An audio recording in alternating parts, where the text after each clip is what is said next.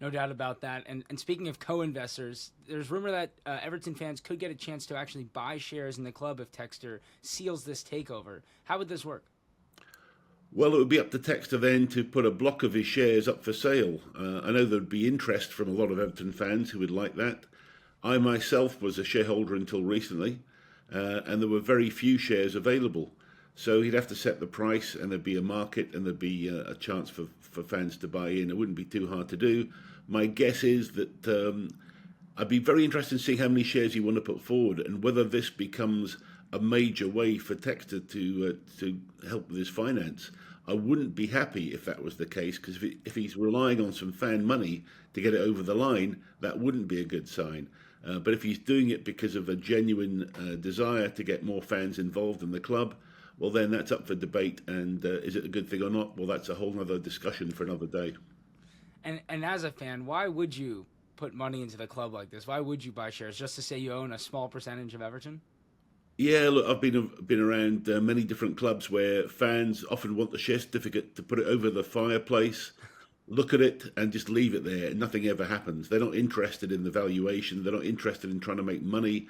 It's a case of another sign that you're showing that you're a fan, that you're loyal, and you've got it. And I know that many Everton fans that I speak to who have got shares would never ever consider selling it, and they just want it to look at and to know that they're a shareholder in their club.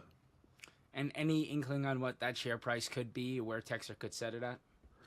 Well, obviously it would depend on a number of factors. Right now, Everton shares are trading at about £3,200, £3,300 sort of area, but that's because they're sort of reasonably scarce.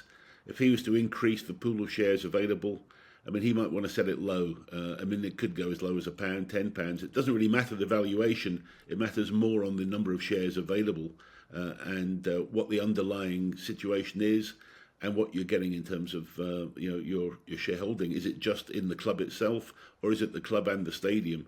A lot of different things that we'll have to look at and decide what the right valuation should be. But if he's going to do it, I'd imagine he'd want to make it reasonably available to the fan base at a price.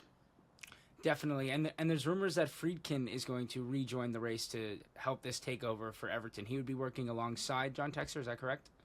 Well, this news broke late last night from Bloomberg and David Hellier, who's been doing a great job on the Everton side, and he's a very good journalist in terms of many football things.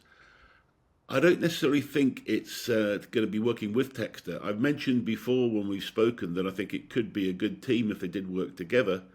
And Friedkin has already, lest everybody forgets, he's already got about 200 million into the club already. So he's one of the major debtors at the moment for the club. I don't necessarily think it could be with Textor. It could be Friedkin coming back himself. Yet to be seen which way it's going to go. But I've always welcomed Friedkin. I did a lot of research on him and how he's handled his position at Roma. What I do like about Friedkin is that he's not been saying too much in the press. He's been trying to let his actions speak louder than words.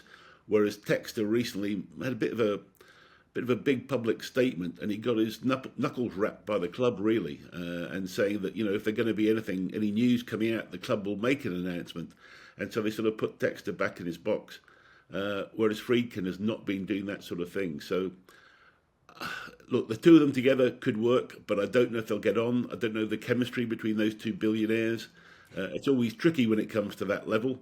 So we'd have to see. But certainly my favourite situation would be Friedkin getting the lot. I would love that. That would be a very happy day for me.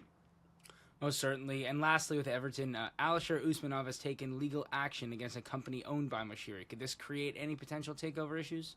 Well, more mystery around this report. It was one report. I haven't seen it repeated many places. And when I did some research on it, it may even be that this court case happened about 12 months ago and it's already been decided.